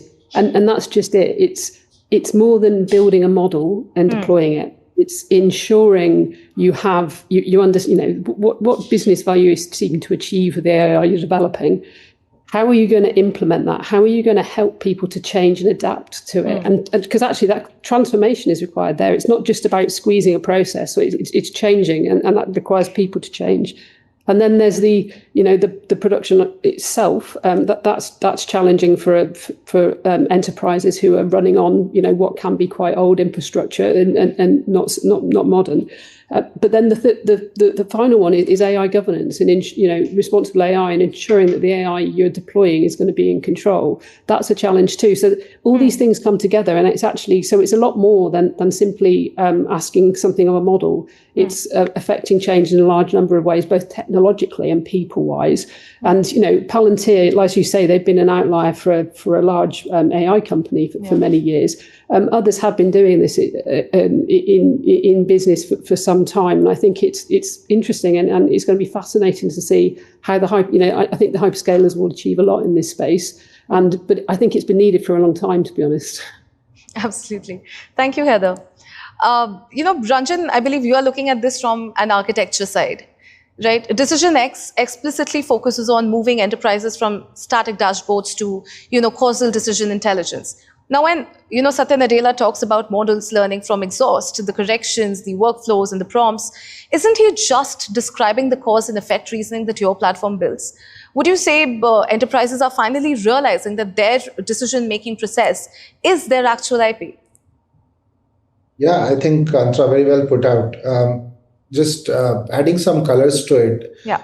If you think at just the advent of last couple of years, AI came in, everyone plugged the data straight up to the AI, LLM models, and it hallucinated big time because it does not know what to look for. You ask the what question, what is my sales in March 2024, gives you answer. But if you ask that, I want to increase my sales by 20% next quarter, it can never answer because it does not know the causality. So I think there is a lot of cause effect, which is a core proprietary of an enterprise. There's a lot of know-how that very senior, seasoned people in organizations sort of has got this judgment baked in, and that's the core to intelligence. And everything from information and intelligence has already been digitized. I think judgment is the next frontier, and that's where decision intelligence is poised. So yeah, to your question, I feel decision intelligence is a very core proprietorship because that ultimately becomes about taste and judgment and know-how of the context within the organization. And hence, that's an IP that every organization is up to save very strongly. Right. Thank you, Ranjan, for answering that. I want to sort of push on Satya Nadelia's argument. I believe his argument is quite pointed.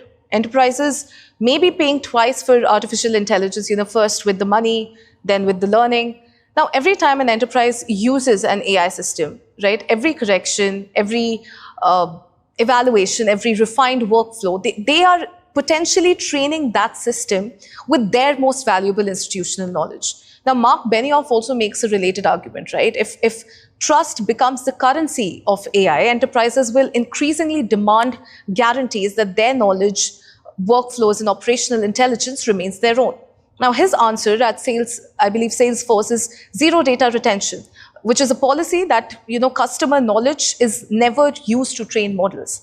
Now, Heather, my question again is to you here. Would you say that trust is actually becoming more important than model performance in enterprise AI? Because I believe you advise the largest companies in the UK and Europe on artificial intelligence strategy. Would you say that boards and executive teams are, starting to ask the sovereignty question seriously? Or would you say that it's still largely an IT governance conversation that hasn't really reached that boardroom yet? I think that's a really interesting question. I think it's in the process of reaching the boardroom. The first thing you asked about was trust, and Anil has alluded to it earlier. Fundamentally, large enterprises don't want to make mistakes in this space for good reason. So there's a defensiveness when it comes to using models. And frequently at times a model will be safe to use, but it's not used in those ways because of that caution. So trust is important, but I think a significant part of it is Satya Nadella has raised a really important point here, and it's going to be the reaction to it, because if we have a growing awareness in the technology teams, the board level, of actually what you can do to design AI responsibly so it stays in control, you retain your IP within the confines of your enterprise or whatever your actual ecosystem is, because you can do that. And it's about design and engineering and communication of what the limits are. There's some things you can't do, you shouldn't do. Just blithely putting data into ChatGPT is when it's not protected, when it's not in your tenant, is something you shouldn't do. So much more than that. So, but the point is, it's that learning about what the limits are. The trust, as people learn, well, increasingly as we learn what we can and can't do, it's got to be clear. We've got to have clarity. Then I think we'll get, because of that awareness of what your IP is your secret source, your intellectual property, and so that as that awareness grows and the need to protect it, then the engineering will become more sophisticated in the ways it will control, that sort of harness around your IP. And at the same time, the awareness of what you can and can't do in this space will grow. And I think, I'm hopeful that we'll move to a space where we have sophisticated AI systems that can bring a lot of benefit to business whilst, retaining that knowledge within the enterprise and being responsible, importantly. Certainly, Heather. Here's to hoping, I believe. Anil, I believe Incruiter handles candidate data, right? Hiring decisions, interview recordings, evaluation reports, extraordinary sensitive information for both your enterprises and the individuals. Should enterprises be demanding zero data retention by default from AI providers like Incruiter? And also, can artificial intelligence providers simultaneously learn from users and, genuinely protect enterprise sovereignty? Yeah. I think very good question, Antar. One of the things that Heather said, that responsible AI. Now, every company look for the responsible AI. Recently, I think almost 3 to 6 months back, Workday was sued for having biasness in the rejection process. The candidates ADCV matched, and there was some kind of issues going on with the legal things were going on. So what we did is to remove the biasness. Definitely, being an AI, there's a biasness, there's hallucinations. We remove the personal information, P2 information from all the candidate data that we store. And whenever we do the any kind of screening or interviews, we always make sure that we're only doing on the technical aspect rather than the personal informations. Those things are masked while we said with the LLMs. Second thing is, yes, companies are more and more now looking for a more of a responsible AI and something call it as a human in a loop. So rather than AI taking the decision, AI is just giving its recommendations and human take the decision further based on the AI's output. So there's no certain AI rejecting the candidate. AI is just giving a recommendation. In our platform, we don't reject the candidate. We just give a recommendation. This is the AI's recommendation. It's your call. And human in loop is always implemented on our system. That's what all companies look for in the hiring system currently for the candidates' data. All right, Anand. Thank you for that clarity. Ranjan, when an enterprise uses an AI system, right, to make a critical financial or pipeline decisions, how do they technically ensure that they are keeping their decision capital in-house rather than just training an LLM vendor's next foundational model? Sure. So essentially, decision intelligence, the way we look at it, it's less of a model problem, more of an engineering problem. And essentially, how do you go about architecting it? That there are three anchors essentially everyone is looking at. What is my protection in terms of data and IP loss? Second is, I obviously want to gain efficiency and leverage AI for all kinds of business use case. And third is how my adoption sort of drives, right? So this is the triage at which every enterprise boardroom is working. And essentially, more and more focus is there that I don't want to lose enterprise IP, which is much more strategic in value in the long run, for a small gain, which might look like immediate efficiency, either in terms of speed or gain in terms of man hours. So the way we look at is always, and it's a very interesting engineering problem that we went about solving, is we never store any customer data. And you don't require to store or ever touch LLMs with the data to be able to leverage the value of it. So we create this whole unified ontology or the context layer that resides at customer end, which is their IP, and this is their decision ontology that we call it. Essentially, how decisions are being made, how it's compounded from the previous decisions that's been made in the company. So all of this ontology is residing at the company's end. And when a decision maker wants to use and leverage it, they ask the question, the platform. Essentially, platform use this decision ontology as a mind map to navigate and look at fragments of data that is sitting in your system and assimilate all those intelligence to present an answer. So as part of building, we never store any copy of a customer's data. And we are totally hosted in the infrastructure of the customer side. So ensuring from all angles, we be the interface to engage with the model, and the data is never touching the LLM. So it's a fine architecture and engineering problem that we've gone about solving, ensuring decision intelligence in the context sort of stays with customer and still getting the value of all things LLM. And we work with industries like pharma, where decisions are of high consequence. And I think we are able to deliver, bringing the triage of all three angles. All right, Ranjan. Thank you for that. Everyone says that they want sovereignty, but most enterprise AI spending still flows towards OpenAI and Anthropic and other proprietary providers. Now, open source models do exist, right? DeepSeek, Llama, Mistral, that could, in theory, allow enterprises, to run their own AI stack entirely. Yet, I believe adoption remains limited. Heather, the question is to you here. Why do you feel there is, such a gap between open sourced enthusiasm and actual enterprise adoption? Would you say that capability still today is the biggest barrier to AI sovereignty? And can enterprises, realistically own their own AI stack? Or is the talent and infrastructure requirement simply too high for most organizations?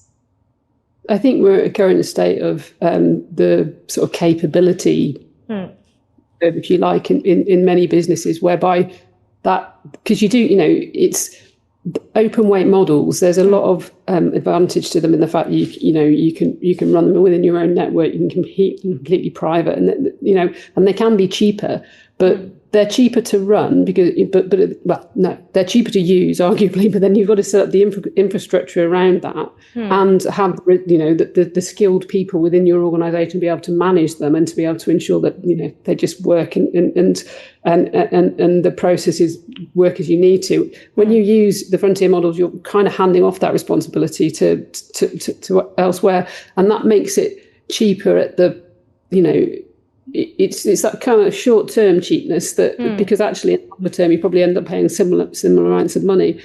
Obviously, in financial services, this is happening more than in some other industries. We work across a variety of industries, and so see those differences. And I think, I wrote an article a couple of years ago about how I see model ecosystems developing. It hasn't. I didn't think it would happen very fast when I wrote that article. I still think it will happen, but at the same time, we're still across industry, across enterprises, enterprises are still very much learning how to manage AI, how to use it, and it's moving so fast. Keeping up with that was a challenge in itself. So I think as down the years, I think it will increasingly happen for the arguments. The main reasons we're having this conversation today: AI sovereignty and maintaining, keeping your IP in place. So I think it will happen. I just think it will take longer than maybe some anticipate. All right. Thank you, Heather, for that. Anil, from the standpoint of Recruiter, would you say that every large organization eventually needs its own internal AI platform team? And what is, the practical difference between data sovereignty and knowledge sovereignty? Because I think most enterprises are confusing the two. Would you say that? Yeah, I think why still the open source, there is very low adoption of open source, because until unless there is a use case that crosses beyond what you are used. So basically, the server cost goes much more higher when you deploy open source model than what actually usage is, right? So rather if you deploy open source model, you need a separate entire team managing the cloud, DevOps, right, and managing the request. The things may break, and the servers, you need to check the latency, all those things come into the picture. Right. Where we can see we are using voice models, video models, where real-time avatar being created for the lip syncing avatar. That's really high GPU models. Yeah. Now, practically, it doesn't make sense for us to deploy those models where I can get much cheaper cost when we directly use those models to run our platform. Correct. So the time will come definitely if the volume crosses certain amount or certain numbers. That's where it makes sense to deploy on open source model. And I think in open source there are limitations also. I feel the models that is right now is not on a very high parameters, like 70 billion or the Llama or the kind of model right now we are getting up to the Chinese model, 2 trillion parameters and all. That's not there and that's running those kind of a model in the GPUs will be quite a big task. For enterprise, definitely they can do that if the usage is very high. But the small companies or mid-sized companies, once the usage crosses certain numbers, then only it makes sense. Right, Anil. Thank you for that. Ranjan, Decision X builds causal ontologies on top of semantic context. Now, if an enterprise relies purely on an open source LLM without that casual reasoning layer, are they still giving away their operational alpha? Because where does the true boundary of sovereignty really lie? Is it in the model weights, or is it in the causal graph? I think it's in the causal graph. Not essentially causal, but essentially the ontology itself or the knowledge itself. Okay. So let me put out this way. There are two parts to it. One is models and who is better and how many parameters are there. And second is who has got the most adaptable infrastructure to deploy. And if I look at just the model comparison, maybe open source and Claude and pretty much OpenAI, pretty much things are not very far for the use cases essentially people are using it for, minus a few nuanced cases.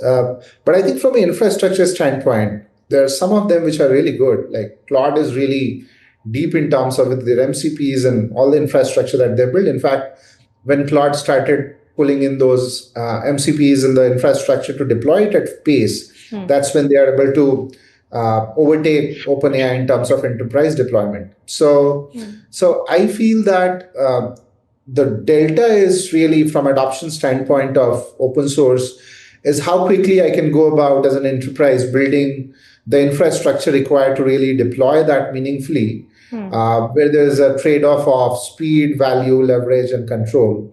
That is what enterprise got to look at. From our perspective, when we look at real moat and IP that companies do have, I think we provide all the kind of options at the back, and we route it through open source model, and then all the usual suspects that is out there, OpenAI and Claude. And we give the choice to the user also by type of question that a user is asking. Not every time you require a Claude Sonnet model or Opus to be invoked. I'm asking, what is my sales in March 2024? I can answer that fairly well with a open source model, and I don't need to burn my tokens. So hence I'm seeing it's a more of a weightage problem to the context layer and the ontology, and it's more of an engineering and data problem than a model problem, which is really going to bring the balance, is what I believe. And that's what we are up for. Understood, Ranjan. Thank you for answering that with so much clarity. I want to pivot the conversation here slightly. Starbucks recently announced plans to move away from parts of its traditional enterprise software stack and build more custom systems internally. That is, I believe, a remarkable statement that is coming from a coffee company. Now, Chamath Palihapitiya also goes further. He has argued that software and consulting may merge into a new multi-trillion-dollar category, where the distinction between buying software and hiring someone to build you something custom effectively disappears. Heather, would you say that AI is changing the economics of the software itself? Will more enterprises choose to build rather than buy as AI makes custom software viable at scale? And also, are SaaS companies facing their biggest disruption in decades because of this particular shift? Yeah, I mean, I think they're certainly facing disruption, but we all are, but, SaaS companies for sure. At a unit level, what AI is doing is bringing together the product manager and the engineer. Someone can, with an AI engineer who understands the business context of what they're building, can rapidly build and prototypes that will in days that would have previously taken weeks. I mean, the security aspects are still very much there, as obviously the evaluation requirements to ensure that the software or the AI you're building is doing the job it's intended to do. But it is transformational, and I think the software engineers as a whole at the moment are grappling with the changing that's taking place to their jobs, to their roles, and that's just we're seeing that move up the stack up through to the SaaS vendors. All right, Heather.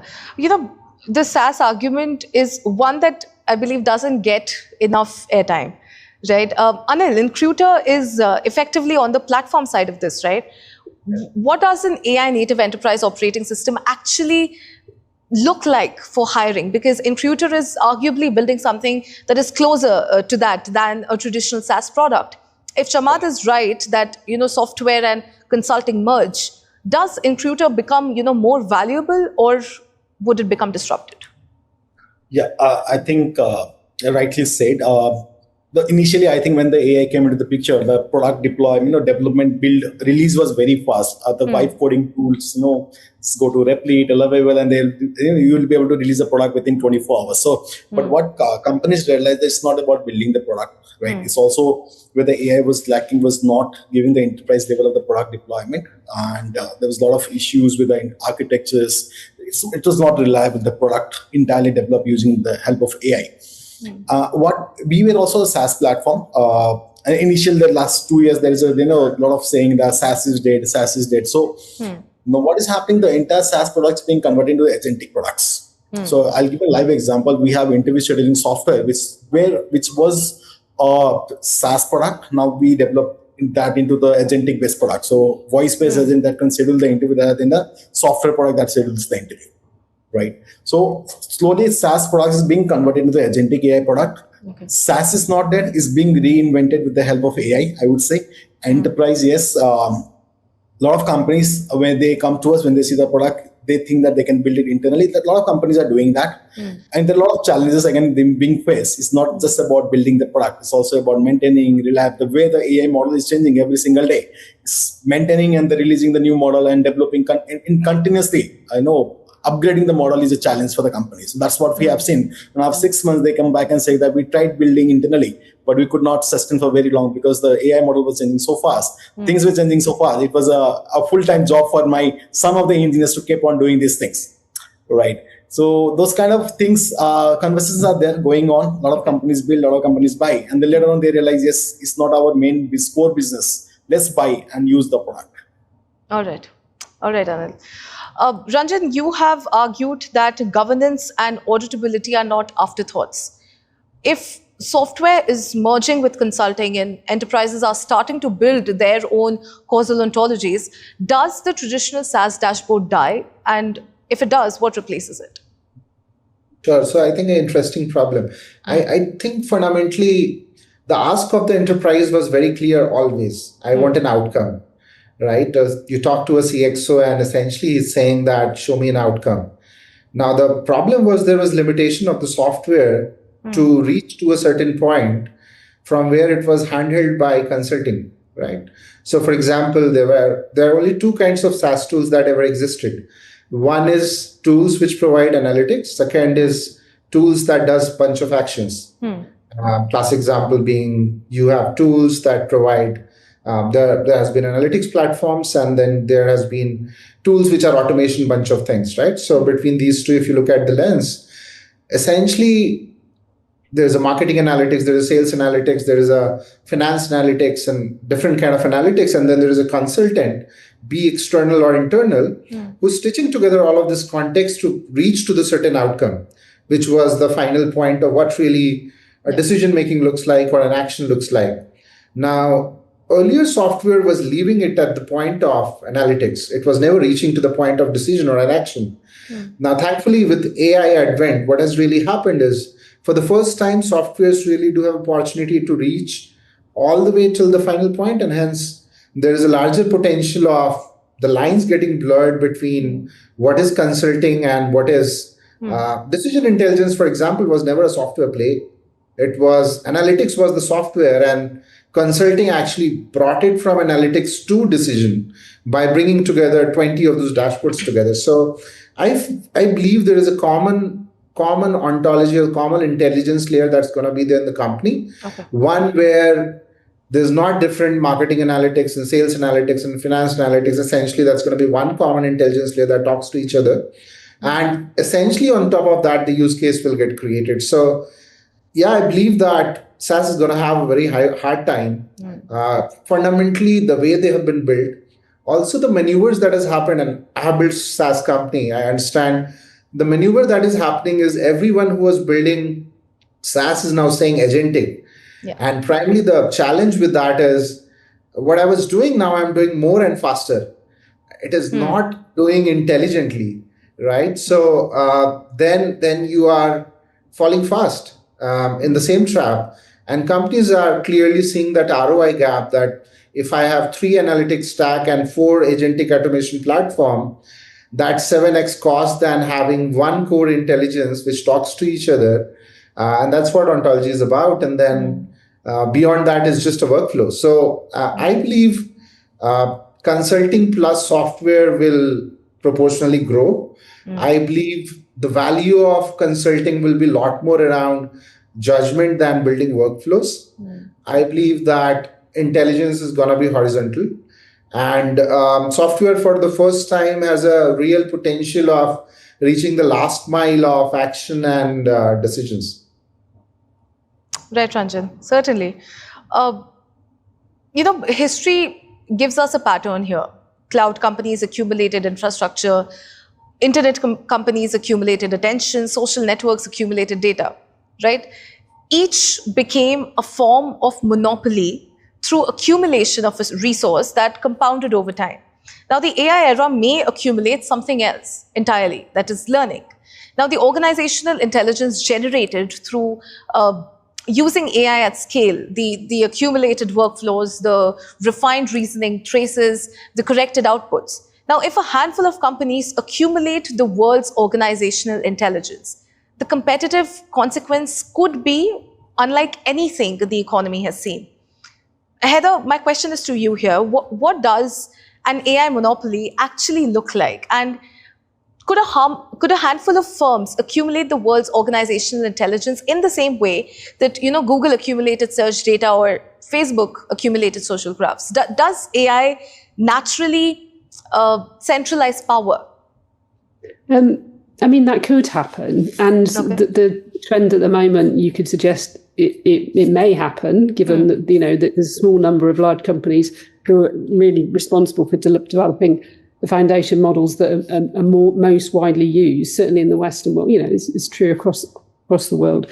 I think we're obviously a group of people who understand the technologies we're talking about, and we can, and why I say that is because we've got this awareness about it and the risks and the challenges and why intelligence needs to be, the arguments for why intelligence needs to be retained in an enterprise to sort of form a rationale for why that won't happen. And you've got Satya Nadella and Jensen Huang and others coming out and saying it shouldn't, these are the reasons, this is the challenge.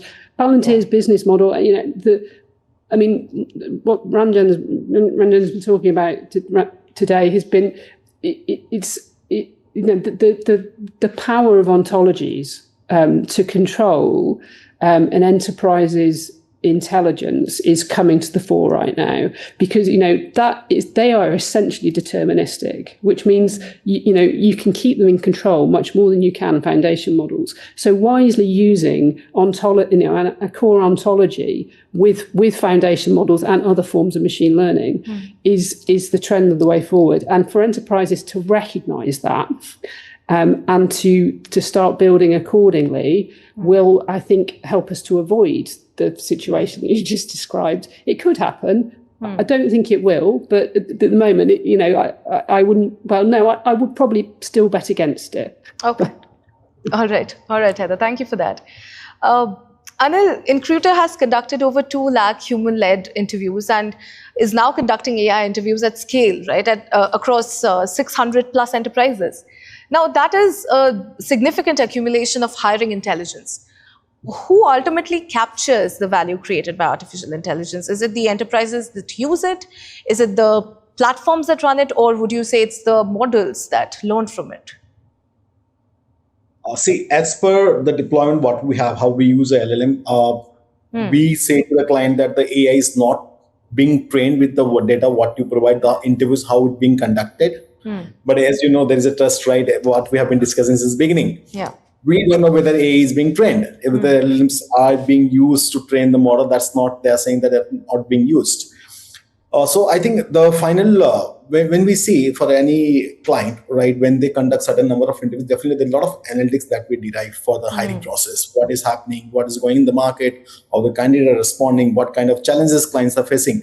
So definitely the data helping companies, enterprise clients also, to gather more information, what's going on in the market, how the candidate responding, or like after the AI boom, I think there is almost demand for AI engineers or AI scientists have quadruple, or I think 3x, 4x, 5x demand is going on. And recently the data public said that India has almost 9 million plus AI resources now. Right.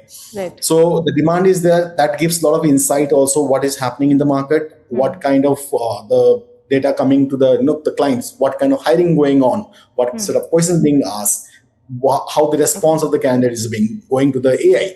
So I think that's one of the insight that client gets. Yes, as a platform, we also get information what kind of roles are opening more. Now today we know where the hiring is going more. We can see almost jump in 2x or 3x in the AI engineers hiring in the market right now than last 3 years back, right?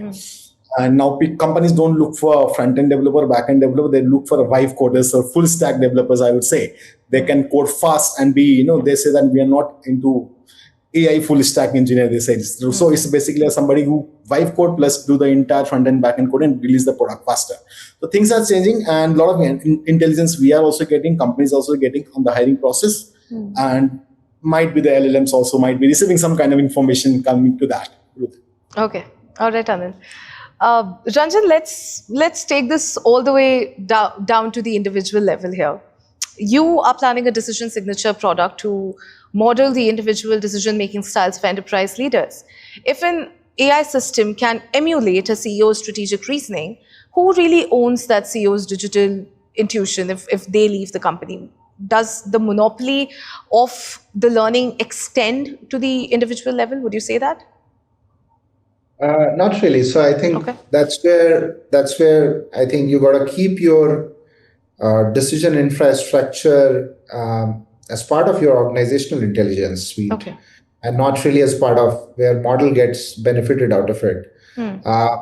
I think the intent of having decision signature is pretty much every organization do have, repeatable decision making patterns, and they have people who are making like their operational decisions which are outshining and creating very disproportionate advantage. So the idea of this is how can you take those best class decisions and sort of scale that within the organization as a knowledge layer. So when you do that, you make sure it's part of enterprise, like the organizational stack, and not really like passing on to the models to enhance or train. So I think that has to be very sovereign for sure.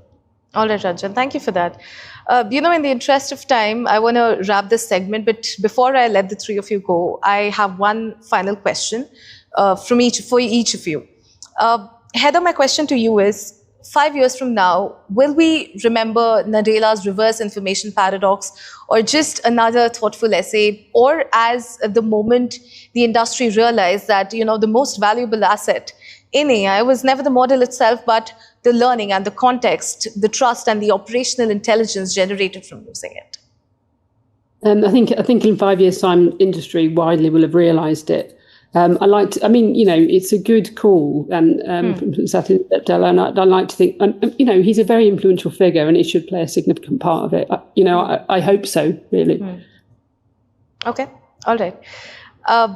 Anil, you have built the company. You've built a company on the premise that AI can make hiring faster, it can make it cheaper, it can make it less biased, right? But everything that we have discussed today suggests that intelligence generated by that hiring process, right? Who gets hired, on what criteria, evaluated by what reasoning, may be the most valuable thing recruiter touches. Does that change how you think about what you are building? Yeah, I think definitely a lot of data being processed, right? And there are a lot of insight we are getting. And next 4 to 5 years, I feel that the way the company was hiring previously 3 years back, we used to conduct human-based interviews almost 2.5 lakhs that we have conducted in last 7-8 years. And now entirely companies, almost 30 to 40% of the company has shifted to AI-based, agentic AI interviews, and furthermore shifting to now voice-based interviews also, voice-based, video-based, all going on. So what we can say that, the things are getting changed, the processes are getting changed. Now company wants to automate the entire hiring process into the workflows. They're not looking for the manual process, right? There's a lot of things going on in market saying that 60-70% of the job roles may become obsolete in coming days, right? The new industry is evolving. Maybe the future, the robots, the AI model being used right now, trained right now, maybe using the robots and using for doing all kind of tasks, right? So things will be changing, and the entire industry will be changing in the next 4 to 5 years, what I feel that. All right, Anil, thank you for that. Ranjan, if every prompt, every correction and reasoning traces intellectual property, what is the single most important architectural change an enterprise leader needs to make tomorrow to protect their company's operational alpha? I think build a context layer that sits in your infrastructure. Period. I think, and then have a redundant system which is not relying on one model. Essentially, never have your data ever talk to models directly. Fair. Thank you, Ranjan. Thank you for that. In fact, Anil, Heather, Ranjan, thank you all. It's been an invigorating conversation here. And for everybody who's watching and who is tuned in right now, Nadella, Karp, Wang, Benioff, these are not people prone to unnecessary alarm. right? When four of the most influential operators in AI converge on the same message at the same time, I believe it is worth paying attention to. So the message is this: the model was never the moat, the learning loop is. And right now, most enterprises are handing that loop to someone else without really fully understanding what they're giving away. Whether that changes in how fast may sort of determine who actually captures the value of the AI era. So ladies and gentlemen, whoever has tuned in right now, thank you for watching. I'm Antara. This is Point Break. We'll see you again next time.